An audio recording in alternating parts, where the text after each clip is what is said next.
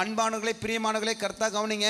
பிசாசானவன் நம்மளை பாவம் செய்ய தூண்டுவான், பாவம் செய்ய வைத்திடுவான். பாவம் செய்ய வித்திட்ட பிறகு பாவத்தை செஞ்சுட்டேன்னு சொல்லிட்டு நம்மளை குற்றப்படுத்துகிறவனா இருக்கிறான். அல்லேலூயா. இந்த உலகத்தில், இந்த பூமியில பிசாசான எவனை விழுங்கலாம் என்று சுட்டி திரிந்து கொண்டிருக்கிறான். நம்மளை குற்றப்படுத்தும்படியாக நம்ம தேவ சமூகத்தில் போய் நாம் செய்த தீமைக்காவது பாவமான காரியங்களுக்கு நம்மளை குற்றவாளியாக காண்பிப்பதற்காக பிசாசான வகை தேடி இந்த உலகத்தை சுத்தி கொண்டிருக்கிறான். நம்மிடத்தில் ஒரு குற்றமே இல்லாதபடிக்கு நாம் தேவனுக்கு முன்பாக உத்தமனாய் இருக்க வேண்டும். அல்லேலூயா.